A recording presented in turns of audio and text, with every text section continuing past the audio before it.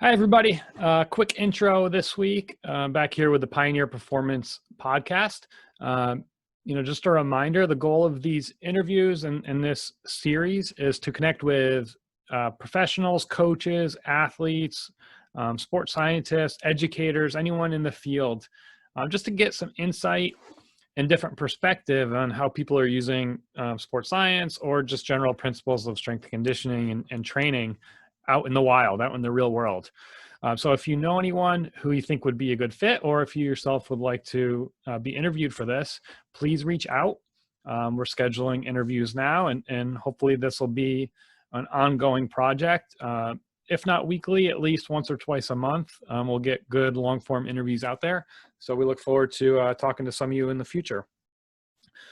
For this episode, we interviewed a coach, Justin Moore, who is one of the biggest names and one of the best up and coming young coaches. And it's funny, we said up and coming for Justin for probably the last 5 or so years. He's pretty much arrived. One of the hardest working professionals you're going to find in the industry.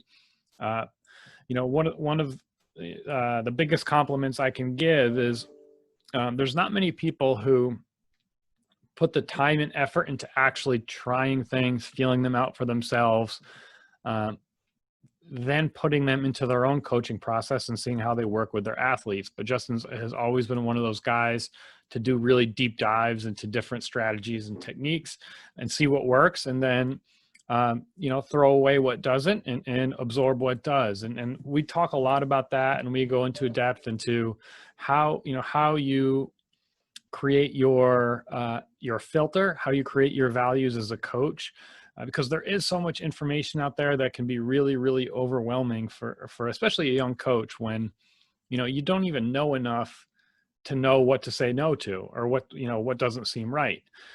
So he does a really good job explaining the importance of getting a base level of knowledge in the sciences related to strength and conditioning and exercise science, but then constantly refining your vision, constantly refining your values and your toolbox to make use with your athletes or clients. He's a really, really knowledgeable coach, but he's not just naturally smart. Like I said, he works extremely hard at what he does. So this is a good deep dive interview. So hopefully you enjoy that. Leave any comments and questions in the box and in the box below, and hopefully either myself or we'll have Justin even get in to answer questions if he has a chance. So without any further ado, enjoy this interview with Coach Justin Moore.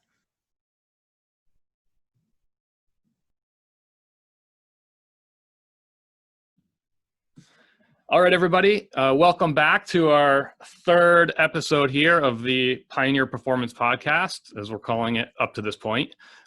Really excited today to have Justin Moore with us. Justin is a coach I've worked with in the past and have learned just an incredible amount from. I was thinking about how, the best way to introduce him here. And, you're taught a lot, or you hear the saying, if you're the smartest person in the room, you're probably in the wrong room. And it made me think, this is a guy who probably rarely finds himself in the right room. So with that, I'm going to let Justin kind of take over, and he'll give a little bit of his background, and then we'll get into some questions. Well, thanks for having me, John. And just on that, I always think back to our time together at Parabolic, and I think the amount that I learned from you and the insight into things like multi-directional speed, communication, coaching, all of those elements, some of the things that I'm going to talk today were highly influenced by my time with you. So I definitely was not the smartest person in the room, and I had a lot to learn from being around others at that time. So I appreciate all that you've done for me and helped me over the years. So my name's Justin Moore. As you said, I am a manager of performance development for Parabolic right now. And I got to that point by kind of an unconventional path. And so I started with being just an athlete, like so many people in this industry, where I was, playing high school football. I played college football, and I was actually in school for communications. And so I ended up tearing my ACL 3 times in 3 years playing college football. And along the way, I kind of fell in love with the weight room. I fell in love with training. I saw it as a way to get myself back to being able to play on the field as a way to enhance performance, but also to enhance my physique. And, as any other college kid at the time, like, you fall in love with the gym. And so that was kind of my passion. And that's where I really loved to go with, with my time. And so as I finished up school, I realized that I wasn't really interested in going into communications. I didn't want to be a writer. I didn't want to sit behind a desk. And I learned a few things along the way and really dove into the training element of things, where I wanted to give back to other athletes and help them in a way that I wasn't helped. And I was able to actually get back to the field, play football, even at Division III at a fairly high level. I was all conference after those 3 ACL surgeries. And so I kind of made that my goal, and I went back to school for my graduate degree. Still wasn't studying anything related specifically to strength and conditioning. I studied sports administration. That was about as close as you could get at my school at the time. And so I also, with that time, took the opportunity to get an internship working with Seton Hall. And so that was my first kind of exposure to coaching. I was in the collegiate environment. I was working with basketball, baseball, golf, all of their teams at Seton Hall from morning to night. And that was a really good experience working with a guy. That was like an administrative type internship, or did you get in the weight room? That was like an intern. That was like a coaching internship. Okay. So like I knew at this point that I wanted to be a coach. I knew at this point that that was the direction I was going. So I got that internship because FDU, which is where I went to school, Fairleigh Dickinson, they had an Olympic lifting program, an Olympic lifting team, and so their coach was kind of wired in with a number of different coaches who he had worked with for his years of being with USA Weightlifting and coaching. And so I got that opportunity to coach with, Seton Hall and get experience there. And then I finished up school. And as I was finishing up school, I was like, I need more experience, right? I need to get more hands-on, because I know I need to get a job soon. And I just don't have the resume and coaching to do that.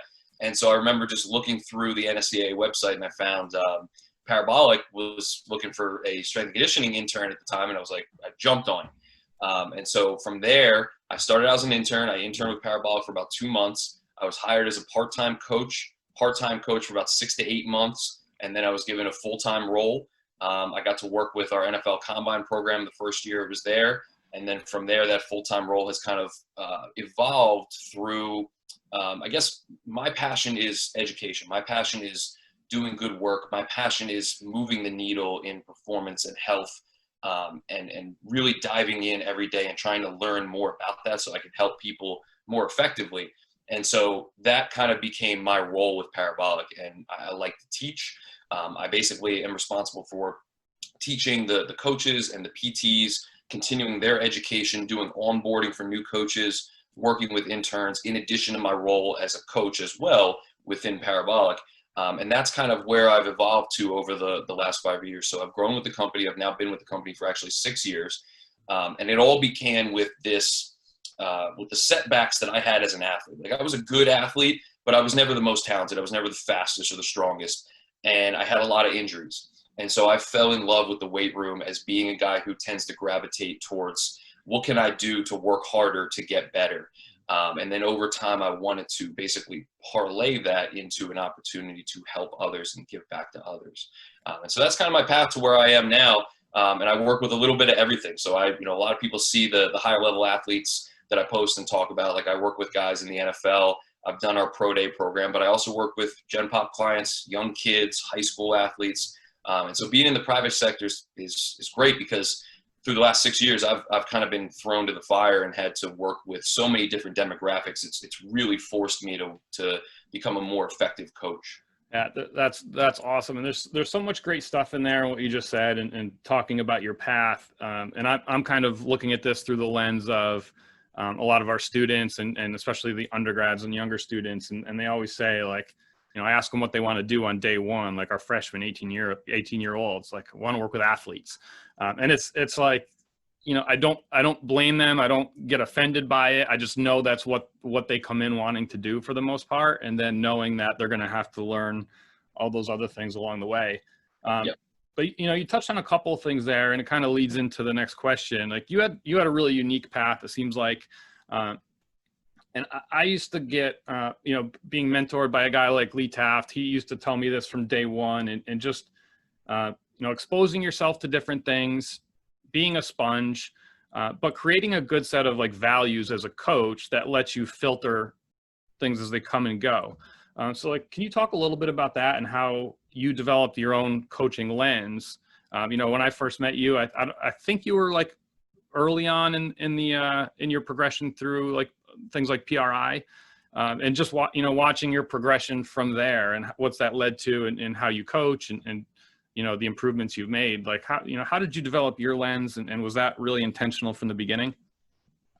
Yeah, that's a great question. And so I think for me, developing my coaching lens, developing my core values, it really was a progression over time, as you said. Like, it all for me comes back to putting the client first and foremost, and that took a while to learn, right? Like, I wanted to put my interest, I wanted to put my goals and the things that I wanted to do on the client, but the more I learned and the more I progressed through these things, the more that I realized that it's really all about their goals and what they want to do.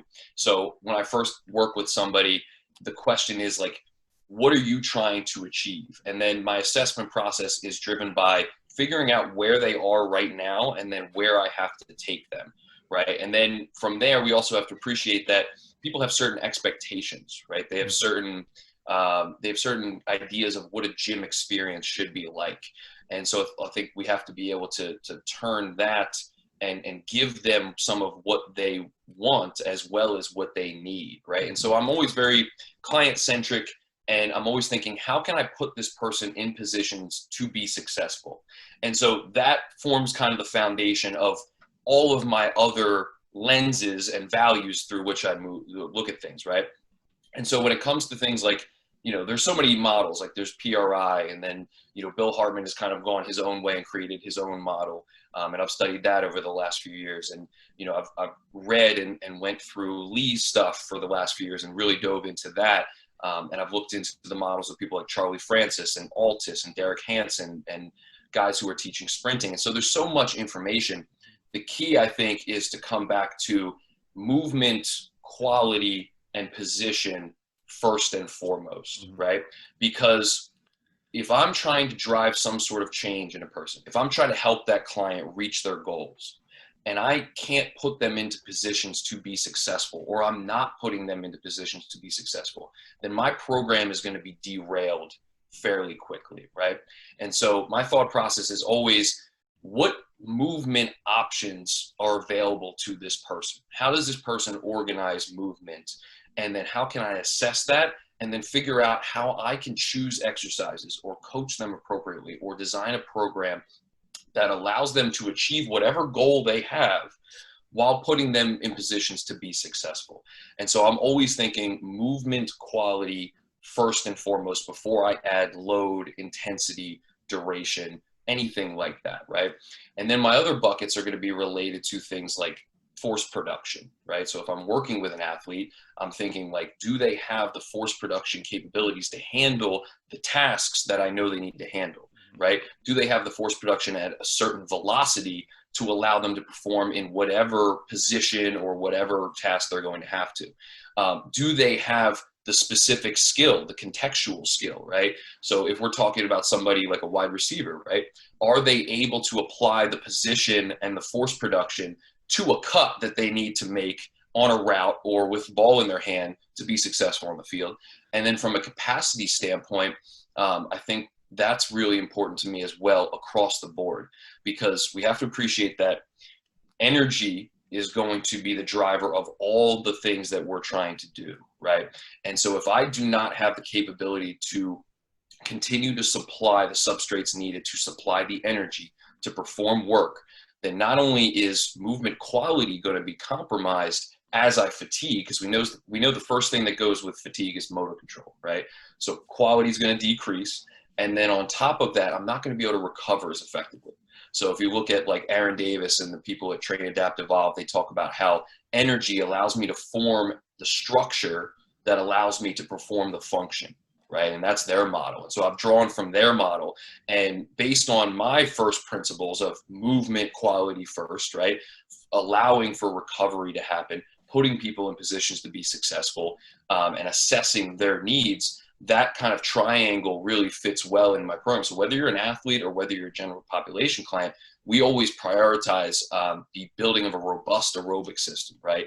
The building of capacity to perform work, because that allows not only for the accumulation of more specific volume, but also the ability to recover from whatever work we're doing and to form the structure, even down to the cellular level, that allows for a high level function. And so to kind of bring that all back home, I think when you're a young coach, you have to begin to bring things to principles, right? You have to draw everything back to what values do you have as a coach? And for me, it's always going to come back to position and being able to put people in position to absorb and adapt to stress effectively. It's going to come to force production, specific skill, and then capacity. And then if we're talking about general population people and people who are just looking to look good and feel good, it's okay, if I'm trying to drive some sort of muscular hypertrophy, or I'm trying to drive body composition goals, or I'm trying to drive some sort of just change in wellness where they can feel they can move more freely and be pain-free, I'm going to look at outside factors as well, right? So I have to appreciate the holistic nature and the interaction of the person with their outside environment. So lifestyle is huge, right? And that's all part of the assessment, is looking at things like sleep, things that work stress, relationships with other people, right? These things can derail your program because you're only seeing somebody a couple hours a week, right? And so you have to take into account what's going on outside of that program. And so when I'm looking and filtering these models that have come to me over the years, and this has come from trial and error, like I've failed so many times with these models, and I've gone too deep into certain rabbit holes and come out the other side. And it's like over time, you just begin to pull away much of the fluff and the methods, and you distill things down to first principles and values. And then once you have that filtering system, you bounce any new information that you have off of that model that you've kind of constructed over the year. And if it doesn't fit the model, then it gets thrown away, right? And maybe you come back to it another time because your model evolves. And so the model begins to change over time. It evolves slowly, and it allows you to filter information so that when you look at, you know, things that are on Instagram or things that are on social media, like you can say, does this fit with my principles and my model and the things that I care about when I'm looking at a client, or I'm assessing a client, or I'm working with a client? And there's so much gold in there, but I want to dig a little deeper into at least one of these topics, if not multiple. So obviously, you know, movement quality number one, I don't think anyone would argue with that statement. That term gets thrown around so much in our industry, right? It's become almost cliche. Like how do you define that? Like if you're talking to a new client who doesn't have the background to talk about, you know, things in depth that you normally would, like how do you describe to them what movement quality means? So I think it's totally contextual to what the person needs to be able to do or wants to be able to do, right? And so movement quality for one person in one task might mean something totally different than another, right? But if we're working with an athlete or even a general population client, what I say to them is there are no exercises that we have to do, right? There are no specific, exercises that must be done to achieve this goal. Very rarely, unless your goal is very, very specific. I want to be a power lifter. Yes, you have to squat, bench, and dead, right? Mm-hmm. But other than that, exercises are simply tools. And so to me, when somebody's coming to me to improve some sort of aspect of performance or some sort of aspect of aesthetics or even health and wellness, like I work with people who are coming out of PT or have had pain syndromes in the past, like those people, I'm looking for the ability to move their body and their joints through the fullest excursion necessary to put their body in position to absorb and adapt to stress, right? And so I kind of talk to them about, if you're unable to access certain ranges of motion, right? Let's say at the hip, if you're restricted in your hip range of motion, let's say hip internal rotation, and then I ask you to go and perform a back squat, as many coaches and trainers may do, right? A back squat is a useful exercise for some cases, and it can drive, force production and hypertrophy and things of that nature. So if I ask them to do that and they don't have the requisite range of motion at their hip to move through this excursion, then what we end up with is the load has to go somewhere. right? The movement to get into that back squat has to be achieved somewhere else because it's not at the hip. And so now I'm asking other structures of the body to move more than they should have to, right, in that task. And I'm asking the load and the stress of that exercise to be distributed fairly unequally, right? And more so in some places than others. And so what that can lead to is potentials where you might have a pain experience, right? You might have an injury. You might simply not feel or be loading the muscles that we actually want to train. And that's the other thing, like we'll talk about this more later in terms of like distribution of stress and activation of muscles. But, you know, we look at the literature and young coaches are taught, well, a back squat trains these muscles, right? It trains the glutes, the hamstrings, the quads, like whatever it is that we're taught. But what in reality, an exercise only trains the muscles that are subjected to the stress. So if you perform a back squat a certain way versus a different way, you can completely change the stress distribution and therefore the adaptations you're getting. So when I'm talking to whether it's an athlete or Gen Pop, I'm going to say, hey, listen, the reason that it matters how we move and the reason that it matters that you have these ranges of motion is so that we can train hard and get to your goals more consistently without setbacks or without pain or without putting the stress where we don't want to, because you're able to put your body in position to absorb and adapt to that stress. And so when it comes to assessing movement quality or defining it, it's going to depend on the person, right? A power lifter doesn't need the same level of movement availability or range of motion as somebody who might have to make a cut in sports versus somebody who has to get into extreme ranges of motion like a figure skater or somebody like that. But there's still an element of when I'm watching somebody move through any activity, there should be certain positions that we should be able to hit, certain ranges of motion that should be expressed by different joints throughout the body, and certain length tension relationship changes in tissues that should occur through movement. And if those aren't occurring, right, and the stress distribution is going into certain areas much more than others, or they're having to acquire range of motion to achieve a certain position outside of what should be moving, then I know that that is not a sustainable strategy. And it's not a strategy that I can train long-term consistently. And so if I can't do that, then I'm probably not going to get the returns on my investment that I'm looking for from a goal orientation standpoint. So that's how I always bring it back to their goals. So when, with that approach and that mentality, say with a general pop client versus, high NFL player, figure skater, or an athlete that has really, really specific demands, a simple example that we know from the literature, right? Sprinters tend to have seemingly restricted hamstring extensibility, but that's likely not something you want to mess with too much for them, right, on the track.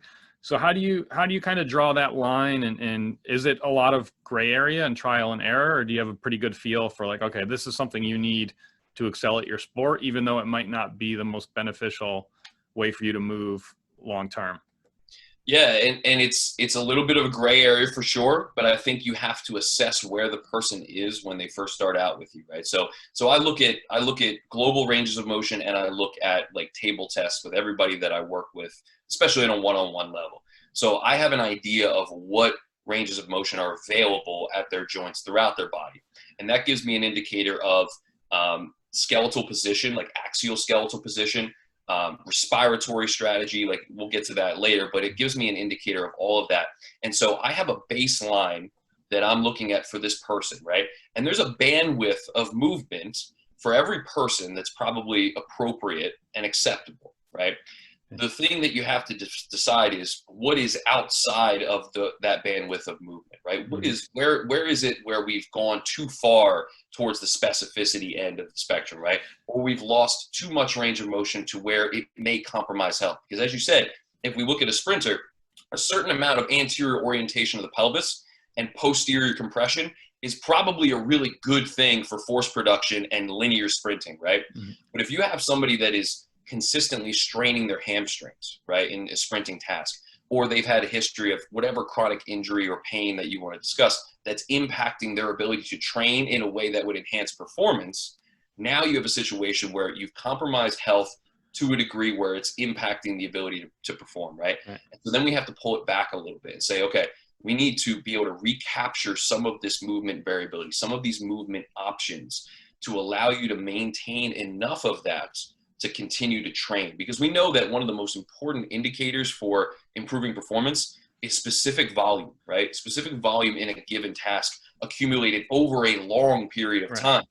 And so that's the show. If you're constantly getting injured or sick or having to miss, practice because you're constantly in a position where you're injured, that is not going to lead to long-term development and to perform and to reaching your peak of your performance. So if I'm working with somebody like that, I want to make sure that they have the range of motion that they need to accomplish their task. So even with a sprinter, right, they may not have great hamstring extensibility, and I would think of that more as an orientation and a positional issue rather than anything to do with the hamstrings.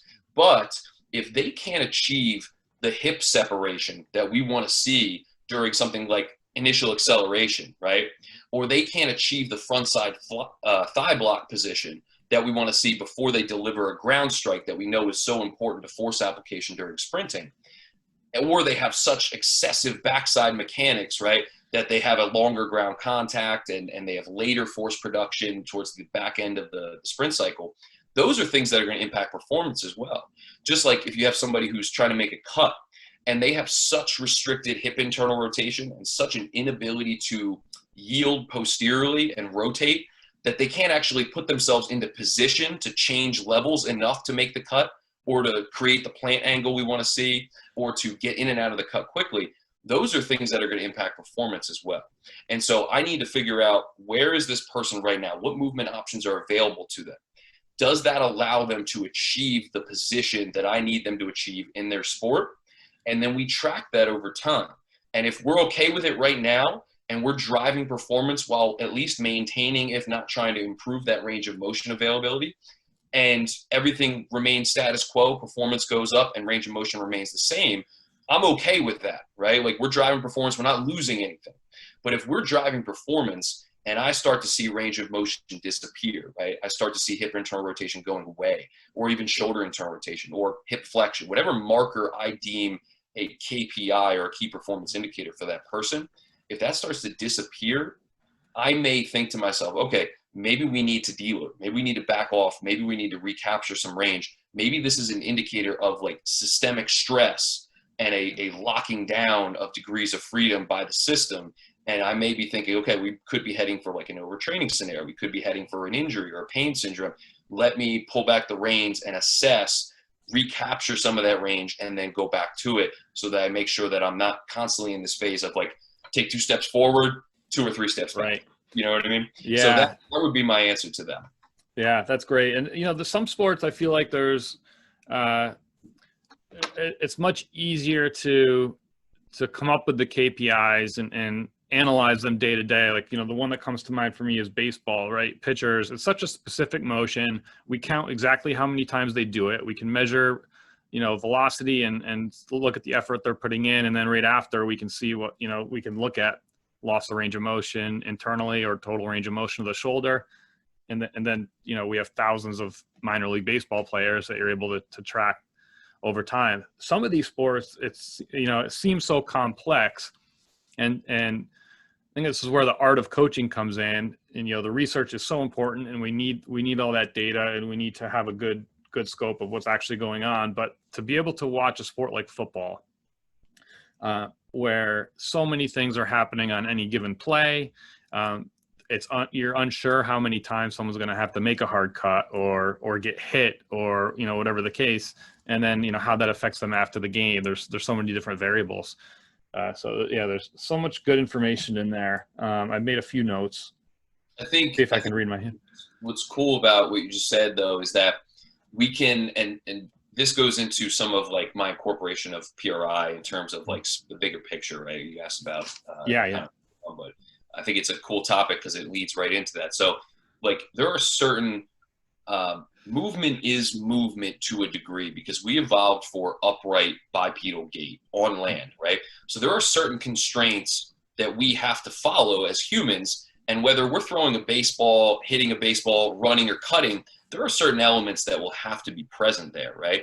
And so we can create this technical model for what positions are necessary to achieve certain tasks that we know the person will have to go to.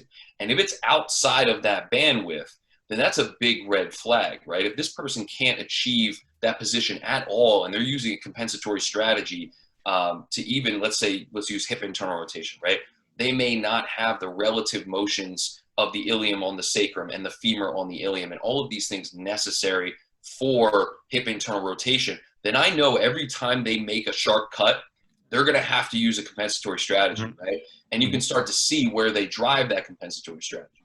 And so we'll go into that a little bit more later, but I think that's where it gets cool, because if you understand and have a technical model and appreciation of something like gait and the fundamental elements of gait, then you can figure out like when they're outside of that bandwidth, right? Even in something complex like football, because there is a certain element of like, if you are that restricted in your available range of motion, or you are that biased towards one strategy, we need to recapture something because the stress distribution is not favorable for recovery or even performance. That's great. All right, switching gears a little bit. I mean, not really. It's all in the same umbrella, but what we do here, we've talked a little bit about it, but in our Pioneer Performance Center, right, we have a lot of testing services and assessments we do with the athletes here, but also outside clients. And we see a lot of, I guess, misunderstanding or just lack of clarity on someone's goals when they come in and they say, we want a lactate threshold test or VO2 max test or, different assessments, body composition. And, to me, they're all really great tools. We have the gold standard in a lot of this in our labs, which we're very fortunate to have. But it's always a tough line for me to walk and talking to someone and making sure they understand exactly what it does, but also what it doesn't do. Yeah. So as like a coach, in the field that you're using this information a lot of the times, we're providing it. How do you tie the two together and take something, with the way technology has advanced over the last even 5 years or so, and make it something that's practical for an everyday coach? I think first and foremost, with any sort of technology that we're talking about, you have to have a good coaching eye first. You have to be a good coach first, right? Technology for me should almost be like a supplement to a good diet, right? Mm-hmm. It should allow me to enhance my practice. It should allow me to enhance my programming, and it should potentially maybe allow me to see something that I couldn't have seen simply with my coaching eye, because there's a little more nuance to it, right? And I was actually just having this conversation with a friend of mine who I'm writing programming for in Texas. He's a coach too, and he's got all kinds of cool tech. He's got force plates and everything, Moxie. So we're looking at his force plate data for like a single leg jump side to side. And it basically like showed a numerical objective piece of data to what I already knew, which was that he was creating this later propulsive strategy on his right side. And he was really good at creating power off his right, but he couldn't really load that right side effectively because he's too far forward in space. And so like, that's where if you have a model and you are developed in your coaching eye and your ability to see movement, your ability to communicate, technology can enhance what you do, but it should never be the central piece of what you do. It should never replace what you do, right? And I think that is so critical for young coaches to understand. Now, when it comes to technology, I love using it to maximize intent. I think it can be very useful in certain situations like that. I think it can be useful as a way to assess some of your buckets. So we've mentioned before, like position, force production, motor skill, and capacity. I use pieces of technology to assess things like force production at different velocities and capacity. It can also be a good tool for you in situations where you're trying to prescribe load, right, at a certain load or a certain velocity. Like you want to create a very specific adaptation in a higher level athlete, right? I want to produce force at a given velocity that might be applicable to their sport, or I want to change their load velocity profile or the force velocity profile. It can be useful there. And it can also be useful in helping you track daily readiness. But even in that realm, it only opens the conversation, right? And so if you have a relationship with a client and you see them a few times a week, every week, or multiple times a week, you should be asking them every single time you see them, like, hey, how you feeling? How's sleep? How's the wife? How are the kids? How's work? You get to know them. And then it's almost like if you have a piece of technology that allows you to track readiness, it's like I kind of already knew something was off. Yeah. But here's the piece of technology that shows me that I can start asking questions about, hey, like, is everything okay? Like, how's your sleep? How's your diet? Like, oh, and then all of a sudden, like, the story card's coming out. It's like, well, yeah, like having a rough week at work and didn't really get much sleep. And now we can have a conversation about maybe altering the plan for that day, right? Maybe today's not the day to push the envelope.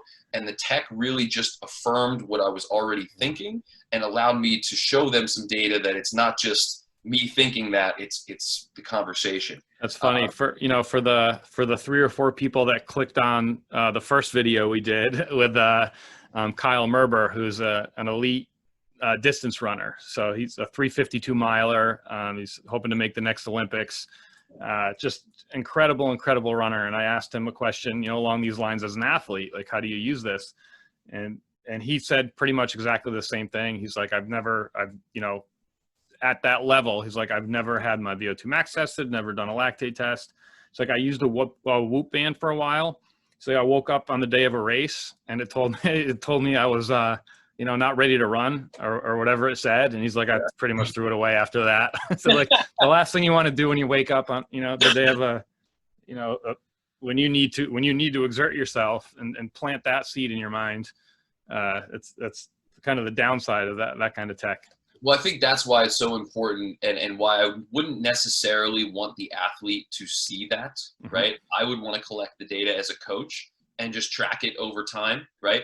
And we know, and I've heard Charlie Weingraf talk about this, if you have somebody who's coming up red on an omega weight, right? Or maybe your daily jump testing is showing you this person's not ready for your performance metric, right? Based on their typical bandwidth. That doesn't necessarily mean they're not going to perform well, right? They may perform exceptionally well. Some of their best performances might come in that state because maybe they're a little bit too sympathetic, right? Maybe they're a little bit too ramped up. There are so many factors that go into it, but what it does is it gives us a little bit of information about the cost of that, right? So maybe we see that red or the Whoop band tells him that he's not ready to run that day. He goes out and crushes it, right?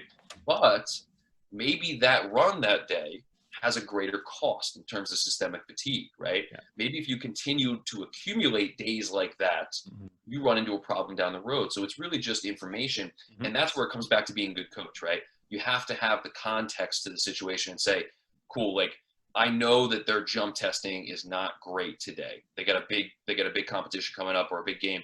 Jump testing is not great. I'm going to keep an eye on this. But obviously I'm not going to tell them, hey, you're not going to perform well that day. That's a self-fulfilling prophecy, and that's only going to make things worse. But I might say after the game, hey, you played well, played great.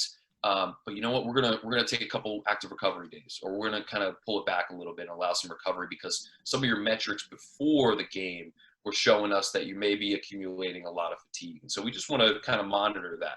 So it's a tool to allow us to make better decisions. But in the end, you still have to coach, you still have to program, and you still have to have a good eye. And I think a perfect example of this is Moxie. Like, Moxie is a really cool piece of tech that has a lot of use.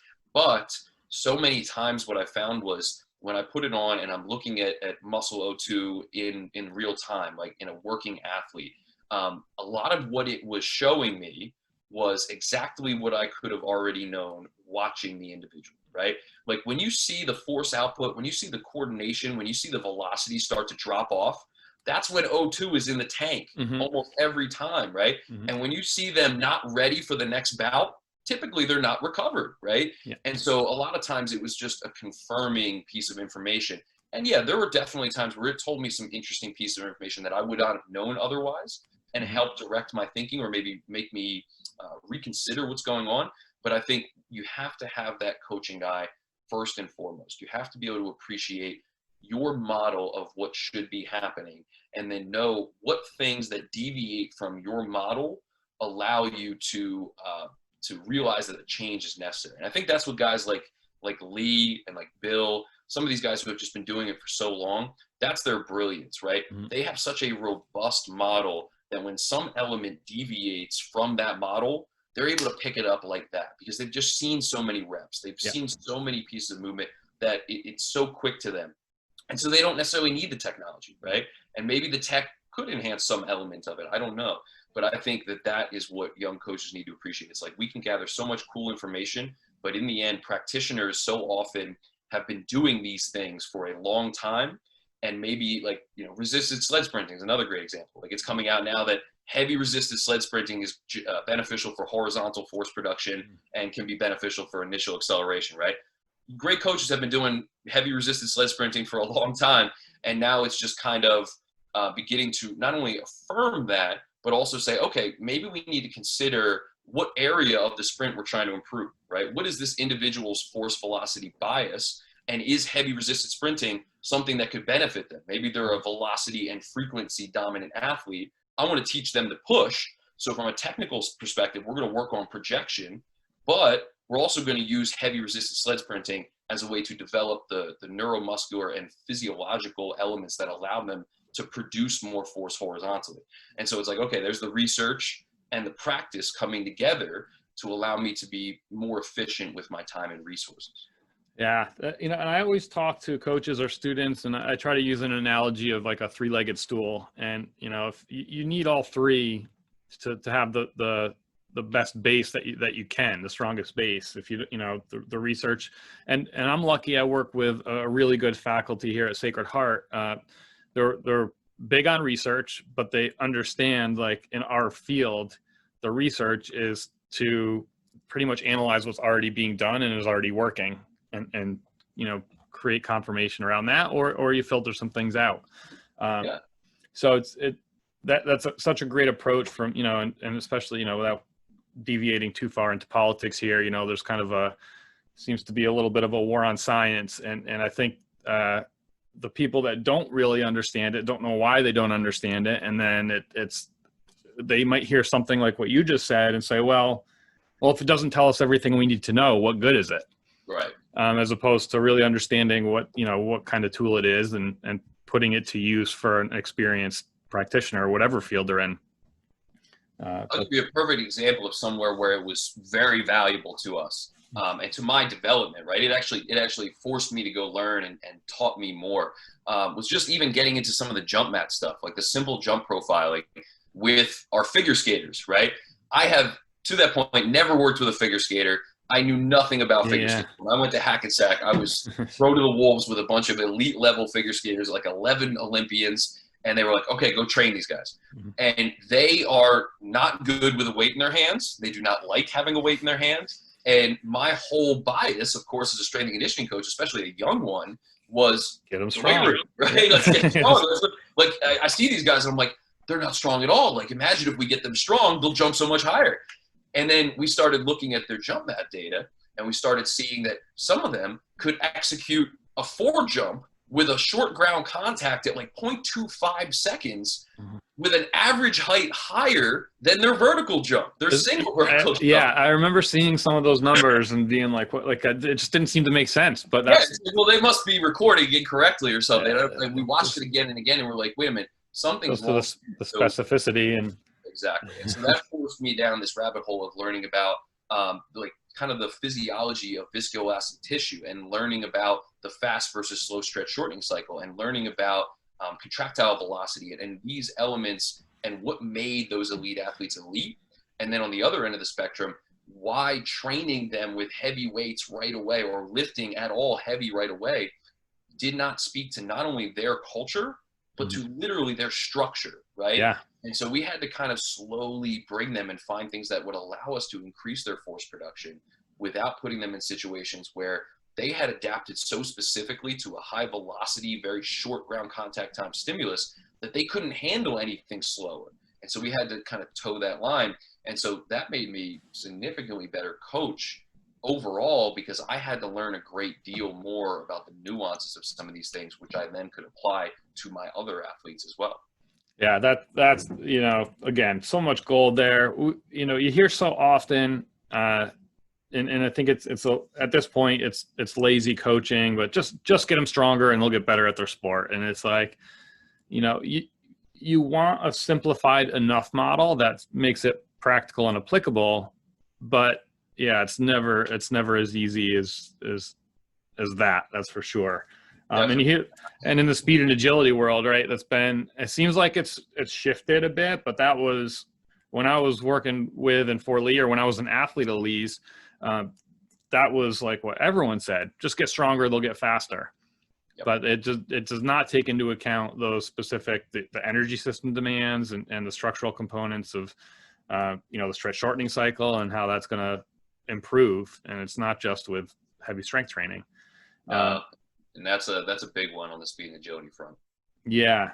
So let's go down that road a little bit. So taking all these concepts and models that you studied and now applying them to something, like you seem like you're doing a lot with the speed and agility work now. Was that really a natural progression? In a lot of ways, I think the way I was taught originally, I kind of saw them as pretty separate as far as like, and the model, but with speed and agility, like to develop that coach's eye to understand what needs to happen naturally. And then you coach around that and look for mistakes around it.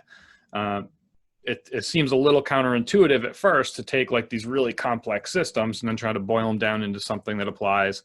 Like when you talk a lot now about, compression and, fluid distribution and changes in the system when you're changing direction. So like, how did that all come about for you?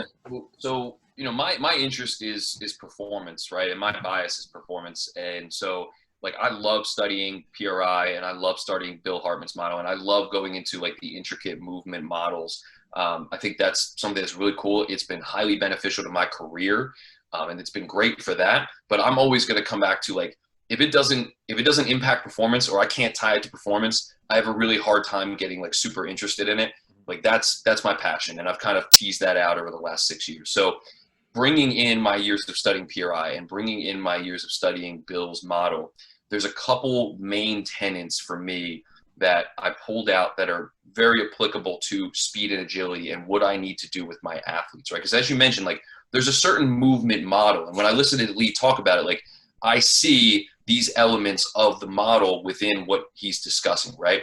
And I guess for me, it comes back to that position concept, right? So my buckets for my assessment, where I'm going to allocate my time and resources, where I'm going to figure out where this athlete is most needed, it's position, force production, skill, and capacity, right? And so especially for like multi-directional speed. And so if I'm looking at this position bucket, for me, position is king. It is the fundamental element that I need to address to make sure that everything else can be in place to allow it to work, right? And so this could be position of the axial skeleton, position of proximal structures, right? And I think that is such an important element for young coaches to begin to appreciate, which is that everything, the position of your rib cage, the position of your pelvis, right? The orientation of these structures impacts everything else distally, right? And so what impacts proximal position? It's mostly things like gas, right? And fluid management and dealing with gravity, because we evolved for upright bipedal gait. So on land, so I have to deal with gravity, right? And I have to breathe. It's the number one thing that I absolutely have to do. I can't live very long without air. And so a lot of people think like, well, I'm breathing, so I'm alive, so I'm doing it right, right? But the problem is that the brain will always find a way to breathe, regardless of whether it's in a compensatory way or an optimal way for the person's musculoskeletal health. The brain doesn't care as long as you're breathing, right? And so there are many strategies to allow you to create this respiratory gas exchange.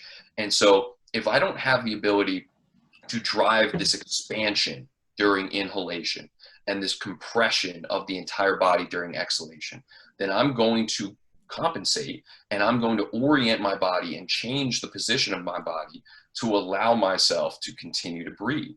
And so that changes a lot of things. And so position and respiration drive things like available range of motion. And the example I always like to give is the pelvis in relation to the femur. So a lot of people think of hip flexion as just bringing your thigh up into flexion, right? Mm-hmm. But if I orient my pelvis forward into anterior pelvic tilt over the femur, that is a position of acetabulum on femur hip flexion. Mm-hmm. And so now I immediately restrict my hip flexion. And the way I like to talk about it is like, if you hop on a third floor or on the third floor of a 10 floor elevator, I've stolen that from you. I use that with all our, I've done Kines labs here and and I a lot of clinical definitely students. stole it from Bill or So somebody.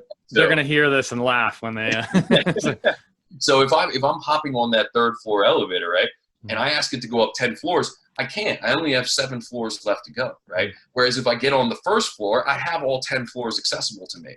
And so if I orient the pelvis forward, I immediately change the available range of motion throughout the system, right? I also change the stress distribution because now certain tissues are going to be more concentrically oriented, shortened, and staying in a shortened state because I've altered their attachments orientation. Then I'm going to have more tissues that are eccentrically oriented, right? And that's so, something I wanted to ask you about a little more too. You know, I actually saved a post yesterday from Pat Davidson talking about that and like the yielding concentrics and, you know, just trying to wrap my head around that and how to, sorry, didn't mean to like derail your analogy here, but I just want to have a clear understanding of what you're talking about when you mention those things. Yeah, so to me, so concentric and eccentric are going to refer to orientations in like relative to some imaginary midpoint of a muscle's length, right? Yeah. So if I have like this imaginary middle range, like this perfect spot where the muscle's like right in its middle length, right? Eccentric is going to be anything towards the longer end. Than that. Okay. Concentric is going to be anything towards the shorter end. So that's an orientation relative to a middle position. Overcoming and yielding is a behavior. Right? Okay. Overcoming is the muscle is attempting to shorten from any given position. So I can. So like that example with the pelvis, the hamstring is eccentrically oriented, but probably right trying to contract at the same time. Potentially, right? Depends. Think of it as like a behavior, right? So if I'm trying to contract a muscle to do some sort of work and it's eccentrically oriented, that could be eccentric overcoming, right? Mm-hmm. Whereas a muscle could be in a shortened state, concentric, and it could be yielding. It could be lengthening from that shortened state, right? Mm-hmm. Or you can have eccentric and yielding, right? Mm-hmm. So the example that we can give would be in a cut, right? So if I'm making a cut and I'm loading a hip, right? We talk about having to load and unload. Mm-hmm. As I load that hip, I need to move into internal rotation, right? Because internal rotation is force production. Internal rotation is compression. It's what allows us to push back up against gravity, right? And so if I'm internally rotating that hip, I'm going to be yielding and eventually achieving an eccentric orientation on the posterior part of the pelvis and ribcage. That's what allows me to turn into that side, right? So I need to be able to lengthen and give way posteriorly. If I can't, that's your person who can't turn, who can't load the hip, who can't load to explode. It's almost like they hit a wall, right? They put their foot down. There's no give. They can't take advantage of the elasticity in the system because it's like a steel rod hitting the ground and they can't come out. So we refer to that as like initially upon foot contact, I'm going to be concentric posteriorly. Like the posterior musculature is going to be concentric because I'm still in an ER position, but I'm moving towards IR. Okay. So I'm yielding, right? I'm giving way. And then at the maximal point of turnaround, like I think of Lee showing like the knee forward, right? Ankle dorsiflexed, hip back, right? That loaded position where you're pointing and you're turning around in a cut. That would be an eccentric and yielding position because the posterior musculature has to fully lengthen and give way to a degree, right? The sharper cut's going to require more of that than a more shallow speed cut. But that to me is kind of the way to think about it. It's like, where am I in my orientation and how am I behaving? What direction am I moving towards? And how does that lens show up in your training or, you know, when you're analyzing a cut, like someone like Steve, an NFL type linebacker, how do you analyze each of those phases at full speed? Is slow motion video adequate for that? Like what, you know, how do you make your decisions? Yeah, so I try to always video just about everything, and I often video it in slow-mo, but I'm getting better. I'm still not there yet, but I'm getting better at seeing it in full speed. And then, as I said, like I always look at table assessments and even global assessments. So the squat, right, is an incredibly useful indicator of a person's ability to change levels and load the system and where they may be restricted, right? And it all comes back to this concept of understanding gait. And so that was kind of my other point on integrating PRI and Bill's model, and appreciating gait as such a fundamental tenet of human movement and behavior. So if you look at the gait cycle, it's going to follow this ER, IR, ER propulsive cycle. So before ground contact and at ground contact, I'm going to be in a more supinated, ER expanded position, right? I hit the heel, my foot goes to flat, and at that point, I start to move towards IR. What we have to appreciate is that IR is force production. We do not work on lever systems, right? We are a tensegrity structure filled with gas and fluid. So we don't have none of our joints actually touch. There are no fulcrums, so we can't work on a true lever system. So in order to stay upright against gravity and move through space and resist that force acting down upon us, we have to create compression.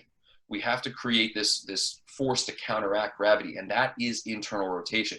And it's funny, if you ever watch like animals run in slow motion, or you watch anybody run in slow motion, when you watch the foot hit the ground, you will see it move from supination to pronation, right? You will see it move from a position of ER towards IR, right? And then you will see as they toe off, you're going to see a resupination and a re-ER of the extremity. So it follows this ER, IR, ER cycle through all gait, right? And so that is my lens through which to view sprinting, change of direction, etc.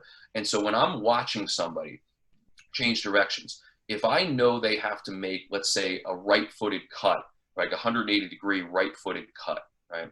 And so they're going to have that inside limb helping them to some degree, right? Depending on whether, it's reactive or non-reactive. Right. I need them to be able to orient, to a degree, orient their pelvis over the inside leg and achieve a relative position of internal rotation. Because I don't want them to shift their center of gravity way outside over their outside foot, right? I want the plant angle to allow me to keep a horizontal force application, right? And so if I'm watching that and I see that they're unable to orient their skeleton over the inside leg, or they're unable to change levels, as we talked about, right? You have to be able to load to unload to some degree. If they can't change levels at all, or let's say they get their change of levels by bending at the spine, or they get a knee valgus moment on the inside leg, which is like with Steve, when we were looking at his movement, he would get this tremendous knee valgus moment on the inside leg, especially during something like a shuffle cut or a reactive cut. And it's because he was unable to achieve the relative motions necessarily to demonstrate IR. And so the way I think about it is like, if I want to move through this propulsive cycle, I need ER, IR, and ER. And that needs to come from relative motions throughout the system, right? I need the ilium to move on the sacrum into IR. I need the sacrum to nutate. I need pronation at the foot. I need IR through the extremity during that middle propulsive cycle, during that force production phase. And if I don't have that, I'm going to find a way to produce force, but it's going to be compensatory. And so when I'm watching somebody like that cut, I want to see, are they able to change levels effectively and load the system in a way that puts joints in those positions to absorb and adapt to stress, that fits my technical model of keeping a relatively stacked thorax over pelvis, of a relatively quote unquote neutral spine, of a hip, knee, and ankle that are lined up and not deviating in or out excessively, right? Can they change levels? Can they rotate? And then can they express an efficient exit out of the cut, right? And so I'll tie that into my global movement measures, like a squat, because if we think about this gait cycle, squatting is gait, right? The ability to execute a butt to heel squat with your feet straight ahead, or a full excursion of hip flexion, shows me the ability to move through this cycle of ER, IR, and ER again. And where you get stuck or where you can't move is a really good indicator to me of where you're going to have to compensate.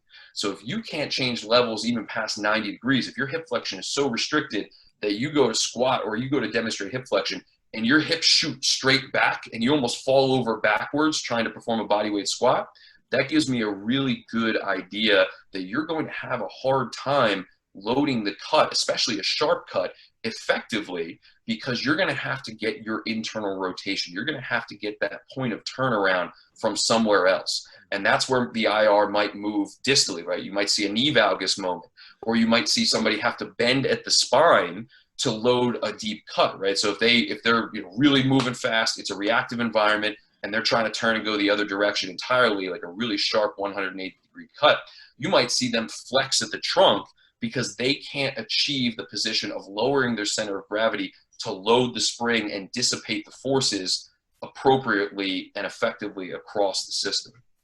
Yeah. Hopefully that makes sense. Yeah, totally. so much. There's just so much there, which is awesome. And kind of similar challenges we've talked about. Like when you take this and you're working with other coaches, right, or you're teaching, or just for yourself, now having that understanding and having that depth of knowledge is super helpful to anybody. How do you decide, like, how much do you communicate to your clients? How do you decide, like, when to step in and cue? It's always a big topic of discussion, and one I like to learn about and read about. It's easy to overwhelm somebody with information and cues. So, like, where's the line for you? Like, how do you know, what does the session look like as far as your verbal instructions to a client? I think it's totally dependent on the individual, right? So I think you have to know your client, and you have to know what's the way they kind of tick, right? So there are some people who need more information or who want more information. And I've worked with those people, and they've told me, like, I've worked with so-and-so practitioner who is known and has a great reputation, like great practitioner, but they gave me such little feedback. Like, they gave me such little instruction. I felt lost, and I felt like I didn't know what to do, and I didn't know if I was doing anything right. So I think this idea of, like, minimizing feedback sometimes is super valuable, but I do think it goes too far sometimes. Mm-hmm. Some people need and want a little bit more information, right? They want to learn more. They want to dive a little bit more into the nuance, and they want some sort of idea from the coach as to whether they're moving in the right direction or what they're doing well. Mm-hmm. So some people need that reference to feel like they're moving in the right direction, right? So yeah. I think we do have to appreciate that. And then there's other people who you give them too much information and they totally go into their shell, right? Mm-hmm. It's just everything falls apart. They become a head case. Some people, on the other hand, don't care, right? Mm-hmm. They're just there because they want to train, they want to get after it. And so, like, the less you can say, the better, because the more you try to slow things down and teach and give them cues, the less success you're going to have. So I think it's so important to know your client and their tendencies and their personalities in order. And that's why I think, like, young coaches should learn about the neuroscience of behavior. They should learn about behavior in general, because they can gain a much greater appreciation of why people are the way they are. So that's one. Two, I do believe in education, though, especially with my athletes. So I video quite a bit, and I'm not afraid to, like, if we're working on a specific element of technique, I will give them video feedback and say, like, hey, you know how we've talked about being the hashtag, stealing from Derek Hansen, being the hashtag when it comes to acceleration, right? Do you see the position you hit here? What do you think about that? And they're like, oh, like, I see my front shin went way forward and I landed out in front. Like, that's not being the hashtag. Okay. So, like, I try to educate in the simplest way possible, create imageries, right? Create analogies of what the person should feel and what they should express that allows them to understand at a fundamental level what I'm expecting from them, right? And then over time, we begin to have this communication, this relationship about, how was that rep, right? And we're not going into every single rep. It's usually going to be, every couple reps, we talk a little bit about that, because I don't want to overwhelm them with information, right? But I think, and when we tie back to this, if we're in the warm-up or the movement prep period, and I'm trying to recapture position, or I'm trying to recapture range of motion, I'm not afraid to use internal cues that reference the body, because I need to create a sensory experience that is different than the current one they have, right? I need to acquire a new motor strategy to recapture some element of range of motion that they've lost that I feel is valuable. So we'll use internal cues there. Sometimes we'll also use external cues, right? But I think that's a time where internal cues are appropriate. And then I also think sometimes, even in the speed and agility and change of direction world, where typically performance is kind of the goal, there are times where we're going to break things down and we're going to focus a little more internally. And maybe it doesn't make them better in that session in terms of output. Like, if we track the time, it might not get better right that day, but it's the long-term play of setting them up for success later on, because maybe it's a change that will lead to efficiency or effectiveness that will benefit them down the road, right? Yeah. Now, from that, I still am a big believer in Lee's kind of mentality of whole part whole, right? Mm-hmm. Where I'm going to put them in the whole skill that I want them to execute. And then I'm going to determine based on their execution. And that's typically going to be in a, either like a full drill or a reactive environment, right? Mm-hmm. And I want to see how they organize themselves based on that task and based on those constraints in a reactive environment. And then I'll pull them out and I'll give them some sort of drill, some sort of cue, some sort of more part element to the skill that allows them to find a new motor strategy or organize an alternative position that I need them to achieve to be maybe more effective in the whole. And then I put them back in the whole skill, right? And I ask them to execute it there too. And so in those environments, I'm typically during the whole drill, I'm cueing more of an external focus. And during all of those elements, I'm trying my best to create imagery, to create analogy, because that's how we learn.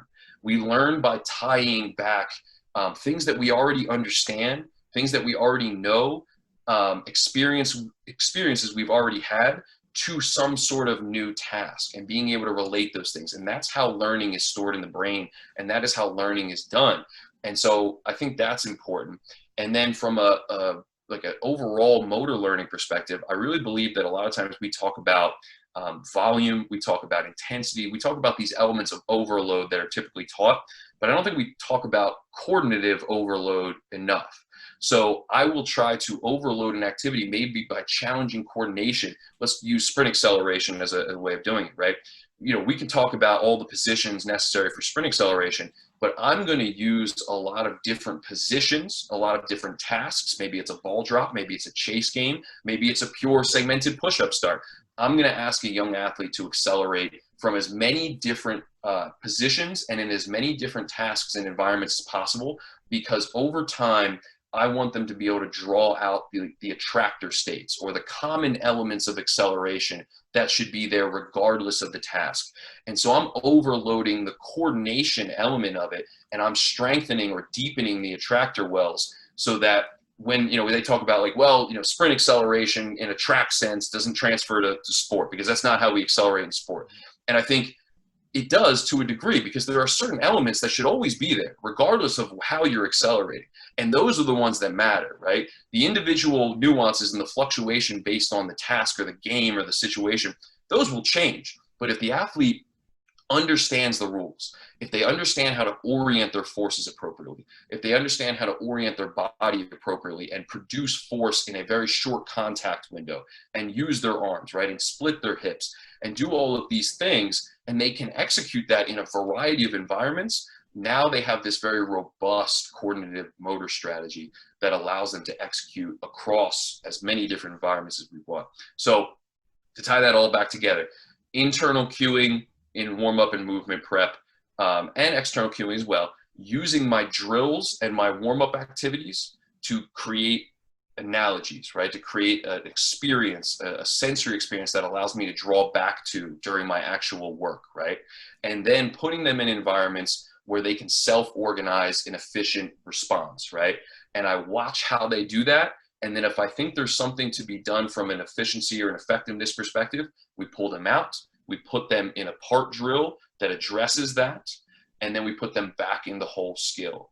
And then to finish it up, we're always trying to figure out, once the athlete has a general or a fundamental understanding and an execution of acceleration mechanics, let's say, or change of direction ability, right? If we're talking about change of direction, it might be lowering the center of gravity, creating good plant angles, right?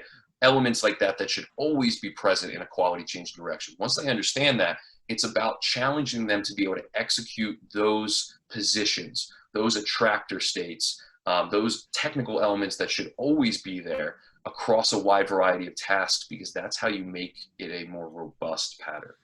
Yeah, and I think Pat might have also written something about this recently. The way the brain and nervous system develop and learn patterns, it would be super inefficient if you had to do the exact pattern every time to improve that pattern, right? And that was a really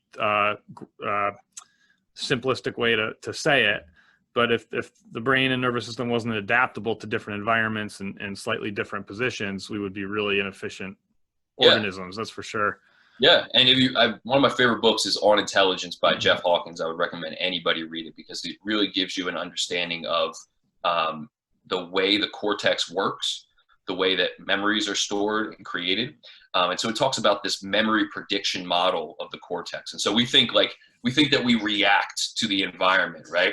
But what we're actually doing is always making sensory predictions at every level, all the way to your lowest level, your visual system, all the way up to the most integrated part of your cortex, right? We have this model of memory and prediction based on the integration of sensory experiences over the course of our lifetime, right? Mm-hmm. And so anytime we're interacting with the environment, I'm looking at you right now and I'm making predictions about you and about this situation without even thinking about it at a subconscious level, right? And the analogy I like to give is if you ever walked up to your door, right? And you just went to reach for the door. Like, we don't even think about it, right? You just open your door. As you open the door, you expect the handle to feel a certain way, right? You expect it to be a certain way. And you don't have to actually think about the motor pattern that opens that. But if you open the door, and as you go to open it, it is substantially heavier than you expect it to be, all of a sudden now your brain, your cortex kicks in and you're very conscious. And it broke your model. It violated your model of what should be. And so now your brain integrates this new sensory information, right? You might update your profile of this memory. And so the next time you go to move through there, you have this more robust memory prediction model that has to integrate that new information. For me, it's the same with movement, right? It's the same with skill in sport. It's the same with multi-directional speed. It's like we're trying to give athletes a more robust memory prediction model, a wider breadth of skill sets so that they have experienced many different environments and scenarios, and they have had to draw movement solutions out of those, right? And so the key elements are always going to be there. And that's why it's so important to understand first principles, like physics, right? For every action, there's an equal and opposite reaction. That is such an important principle because if you understand that, then plant angles and orientation of force in sprinting and change of direction becomes so obvious, right? And that is where, like, it doesn't matter whether you're cutting to take on a block in football, whether you have the ball in your hand and you're making a cut, or whether you're making a shuffle cut in basketball, or whether you're closing out and shuffling from there. All of those changes of direction need to follow certain first principles, right? And if the athlete can understand that and organize that, and they've experienced this robust kind of model of movement, then they have the freedom to have these individual nuances and to tailor the specific finite motor programs based on their memory prediction model. So it's funny you used the door analogy there. So we have a 10-month-old now, and so we've got baby gates all over the house. So the door systems have changed, and the ones we have like out of our bedroom, there's like a button on top. You have to press, slide, and then the gate will open. And we've had it there for a long time now, so I've gotten pretty used to it. And the other day, without really thinking, I just have gotten into. I've been able to open the door while having momentum and just walk through it without having to stop, and I missed. And it's about waist height. So I hit the button and I didn't slide it, and it got caught, but my momentum was already going through the door. So not great. Yeah, it's not good at all. But that actually, before we move on, like, that is how I view movement as a coach as well. So that book was very fundamental to my development, and it's kind of how Bill sets up his teaching model for looking at assessments, right? Mm-hmm. So if I'm looking at somebody's table tests, and people try to interpret movement, and it's difficult, it's complex, right? Mm-hmm. But you have to have a model of what should be there, right? Of what you expect to see. And then things that deviate substantially from that model are red flags, right? Or as the book kind of talks about, blue coffee cups, things that stick out, that violate your predictive model, that you now look deeper into, right? And so to give an example, like JJ, who I'm working with a little bit right now on multi-directional speed, he's a free agent. He's trying to get in the NFL. He was a safety at a small D1 college, like really high level, fast athlete. But he's got all the explosive power in the world, right? He's incredibly elastic, incredibly fast. Like, he's a 4.4 type guy in the 40. Like, he can move. but I watch him cut sometimes, or at least before we started kind of working together in person, and it's like he's getting stuck and he's slow as molasses, right? Mm-hmm. Now, there's definitely an element of motor skill and like skill to speed, right? So we can probably coach and improve that. But when you look at him on the table and he's got less than 90 degrees of left hip flexion, and he's got a pelvis that's turned way to the right and oriented so far forward that he's constantly making a left foot cut. When I Okay. asked him to make this right foot cut, and I see him get stuck like he's, you know, in molasses, my model tells me, okay, I may need to allocate more time to the position bucket, right? I may need to capture more range of motion because he should have more than this if I expect him to be able to get in position to load and unload a cut quickly and efficiently. Yeah. That's really interesting. What was that? There was something I wanted to touch on. Oh, like with the queuing. So I think I might have stolen this from you, but you I think did a great job explaining the difference between internal and external, but also when to use them. But did I steal this from you? I teach, you know, your ability to queue is a demonstration of your ability to relate to your client and to the person in their environment. Yeah. And that just always stuck with me is, you know, years ago, I was coaching a group of, it was like an adult kind of, you know, group exercise class, a small group, like maybe 5 or 6 people. And I was trying to teach a kettlebell swing and just struggling. I had to scrap it that day. And that week I came across an article from Girls Gone Strong, and they had written an article about cueing the kettlebell swing. And the first half of the article was like, here's the technical way and the cues that you can use and what's happening at the joints. Here's what's going to get them to do it well. And what really got it was referencing Legally Blonde. And before I even said anything else, the women go, bend and snap. And the next rep was like the most perfect kettlebell swing I'd ever seen. And I just about walked out of the room. Yep. But that's like, you know, as a coach, it's finding those things that connect with your clients and that get the change that you want to see, and not getting frustrated if you try something and it doesn't work, assuming they did something wrong. Exactly. For whatever reason, like you've got to find a better way to communicate it to that person. That's why coaching is communication, right? That's why business is communication. It's all relationships, right? And if you can't communicate well and you don't understand why or how people behave the way they are, you're going to struggle because, and this is what a lot of young coaches do, right? They you know, learn the technique and they communicate the technique, right? This is where your hips should be. It's very internally based. The problem is you're going to run into people who have a very different experience of the world than you, right? They don't have maybe an awareness of their body or their experience, and their perspective on the world completely changes the way that they interpret the information you're giving them rather than what you intended, right? Right. So it's so much about learning and understanding what makes your client tick, like how they perceive the world, what things are they interested in, what do they know? And that comes back to our analogy, right? It's like, that's exactly what you did. You took 2 different things that have virtually nothing to do with each other on the surface, and you brought them together to help a group of people learn because those things were able to connect for them. And I remember listening to Brett Bartholomew one time talk about how he was at Exos and he was working with a young athlete, and the athlete he wasn't having any of it. He was just like, couldn't connect with him, dead quiet, wasn't learning, was not there. And so, you know, Brett was trying to get him to open up. And he found out from some of his friends that he was really interested in a video game, right? Well, one particular video game. And so Brett went home and played that video game, researched that video game, learned everything he could about it. And then a week later, came back and found a connection. Found the connection, right? Gave a cue that spoke to that video game. And all of a sudden the kid was like, whoa, like not only is it built trust and buy-in because now the coach is showing how much they care and how much they're invested in this athlete, but now you've also spoken to this person's experience. And now it's like, okay, maybe I understand that kettlebell swing a lot better, right? Maybe I understand sprint mechanics, right? If you're trying to teach sprinting, it's like you have to figure out what makes that person tick, how they perceive the world, what kind of language drives the output they need. And you'll see it like even between 2 high-level athletes, Steve and JJ, let's say, we're doing a session together, and I cue JJ a certain way, and I try to give the same cue to Steve, and it completely Really different disrupts Steve. result.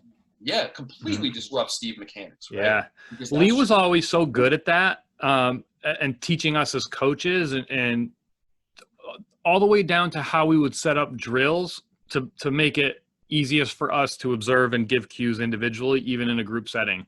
And that always stuck with me. He's like, you never want to just shout cues to a group, even if a third of the group is doing something that you need to change. One, they may react differently, but two, the other guys that maybe aren't compensating are going to hear that cue and then overcompensate in the other direction. So like that, yeah, that from a coaching standpoint, that always stuck out to me. I think it's one challenge I always ran into was I run the risk of being too quiet and not like, controlling a group. But you're always trying to just reach that individual. Like when after they finish the drill and they're jogging back to get in line, like that's when, like, he used to teach us to catch them then, as soon as they finish, and no one else may see that, but you connect with that person and then watch their next rep and hope you make a positive change for them. absolutely. Absolutely. All right. We've been, I don't know if you have a hard cutoff here. What time? I got a little bit more time, but not too much. Okay. Well, let's jump in. I want to ask about, in education. So I know you've talked about this, I've seen, and a lot of other coaches do too. And there's a lot of criticism about academia and the way exercise science and strength and conditioning is taught, in schools. As someone that's in that environment now, I definitely see the challenge, and I understand both sides. And it, when I go to talk to freshmen, like I remember the first freshman class I taught, I started bringing some of these concepts that I thought were really simple, and I lost them. So like, what would you recommend? When I tend to try to give like disclaimers, like, here's how we're going to teach this. This is a way to compartmentalize our thinking and give categories to things that are easier to draw from and talk about down the road.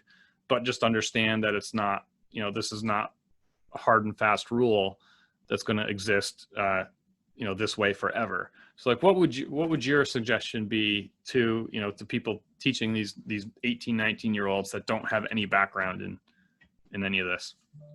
Yeah, it's tough, and I will 100% say I know there are many challenges to it, and part of that comes from just like the way information trickles down and is disseminated, right? If we're looking at like how a textbook gets to a desk, by the time that textbook is written, The research is 6-7 years old. Exactly. So that's a challenge, right? That's a real challenge. But I think in terms of what I would focus on with young coaches, I would first of all, I think they need to bring things back to first principles. They need to build the foundation of first principles in the fundamental sciences, but that doesn't mean that they need the most in-depth math in physics, right? They don't need the whole element of physics, right? They do need to learn certain fundamental principles, but, and I'll keep coming back to this, it has to be in the context of how it's relevant to training, right? How it's relevant to performance and health. And Bill talks about this with anatomy a lot, right? It's like everybody takes freshman anatomy. Everybody goes, into a cadaver, especially in PT school. They do all of that stuff, but there's no context given for why they're learning. It's just rote memorization as to, the way this muscle attaches here and here, and it does this, this, and this, right?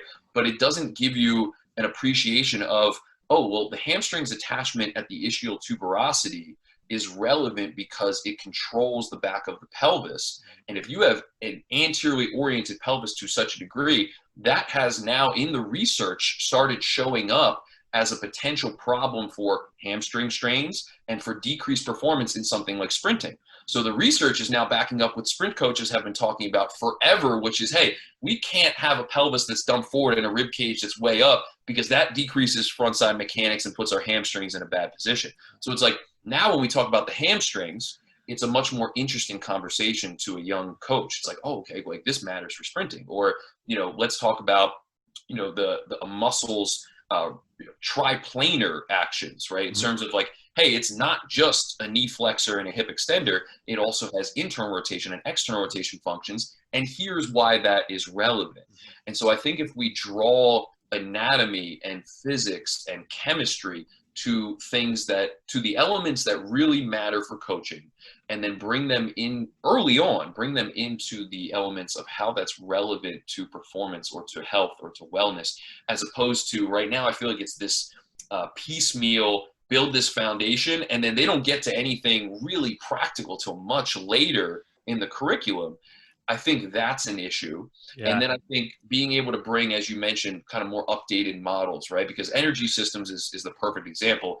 Like it's changing, I know, but what was taught and what still is taught in certain circumstances about energy systems is so antiquated. It's like it creates this very like piecemeal model of like, okay, I have alactic, ATP, PCR, I have glycolytic, and I have aerobic. And, you know, when I was coming through school, the few strength and conditioning classes I took, like, I didn't think the aerobic system mattered at all. Like, that was, Yeah. marathon runners, long distance. There was a solid 5 or 10 years where that was kind of the case industry-wide, yeah. I think. Yeah, and it's definitely starting to change, but that was such an important part of my development. Like, whoa, I got to step back for a second. If I'm dealing with a field and court sport athlete, their ability to perform in the fourth quarter is so highly dependent on the development of a robust aerobic system, right?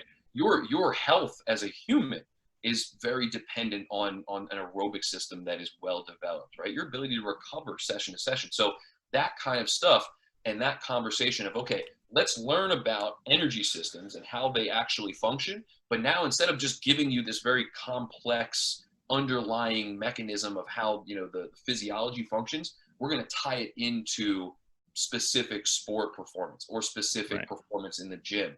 And so I think the context for why it matters, again, draws back to the goal of the student, which is to become a coach eventually.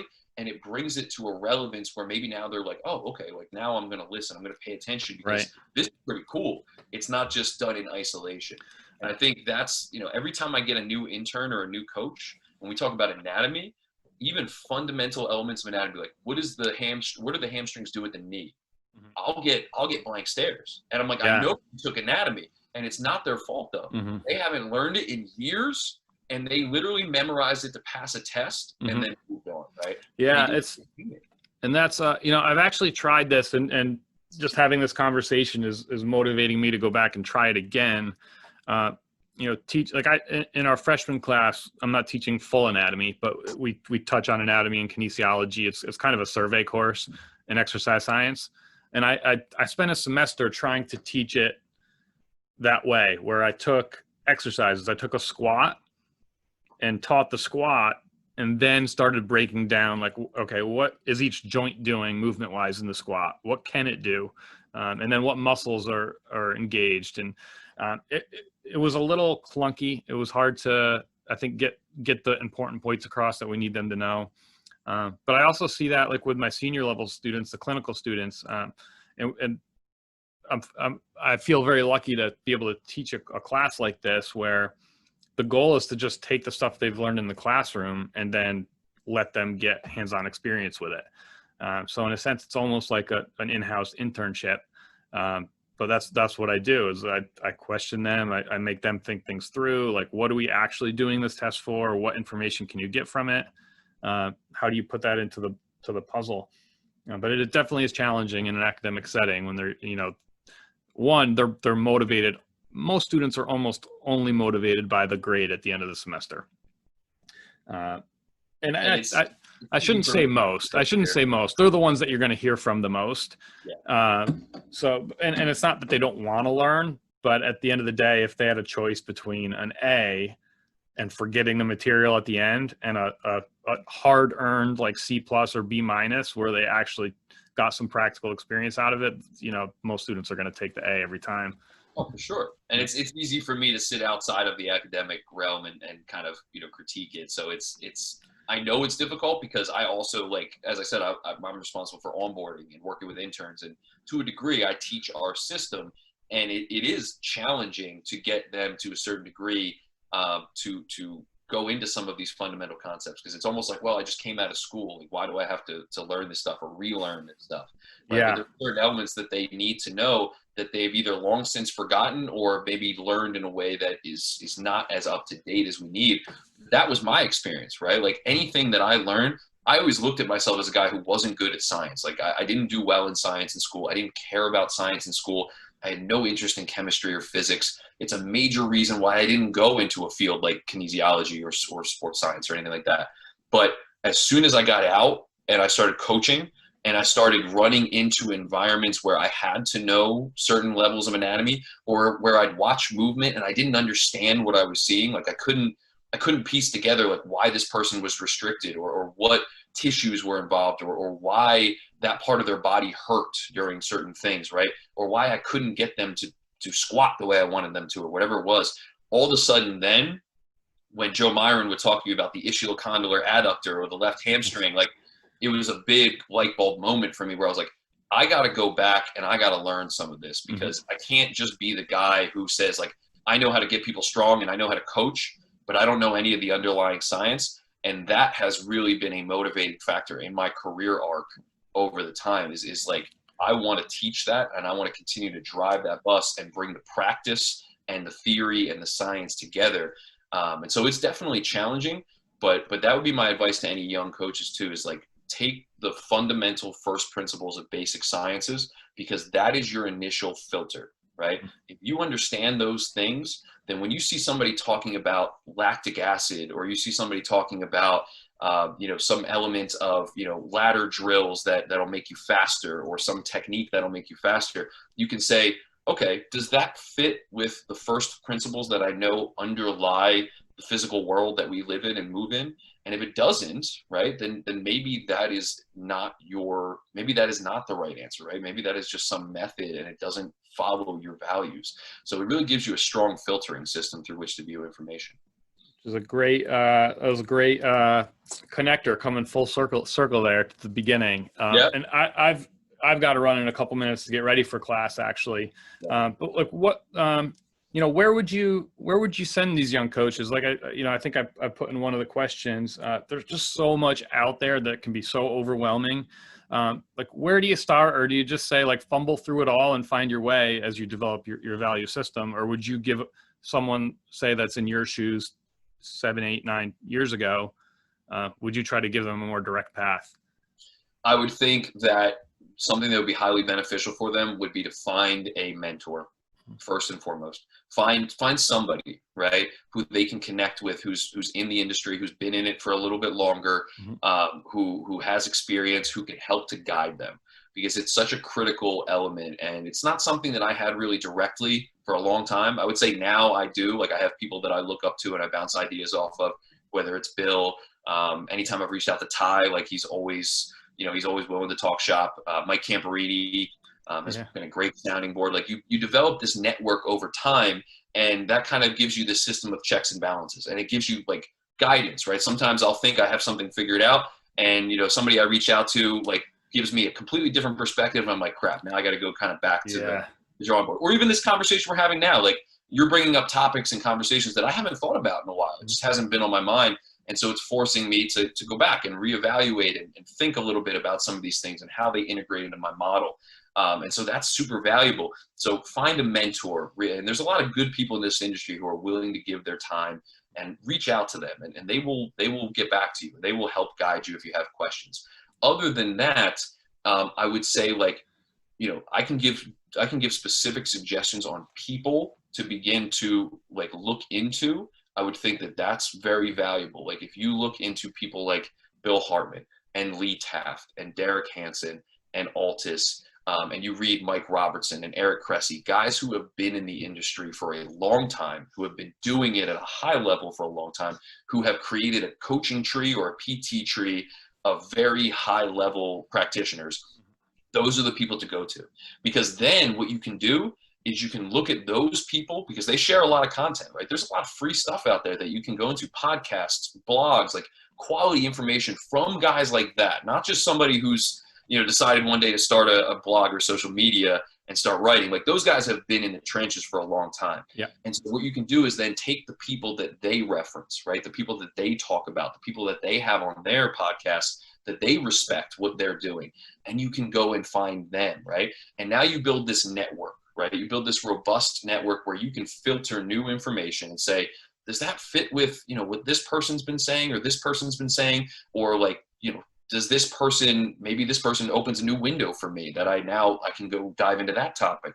So I think that is how you begin to fumble through it. There definitely is going to be a little bit of trial and error. I certainly did it. Like I went, I still am, right? There are certain things that I try and I get excited about, and I realize, like, you know what, that just didn't really fit, right? It didn't really work. And so I'm going to throw it away.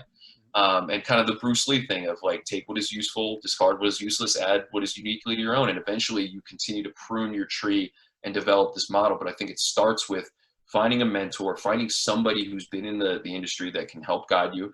And then also beginning to tease out people who have really been doing it at a high level for a long time, who are willing to share their information, and then use them as a springboard to begin to open your network and find really high quality resources. Perfect. I remember Mark Fisher used to say, expose yourself to all of this, and you'll start to see like the part that things that seem totally different. You'll start to see what rhymes.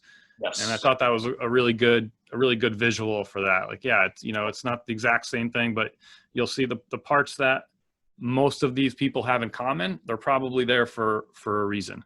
Absolutely. So awesome. Listen, Justin, this was incredible. I didn't expect anything less, but you over-delivered as always. I appreciate you taking the time and sharing some insights with us. Thanks for having me, man. It was great to connect. It's been too long, so let's stay in touch. Absolutely. Thank you.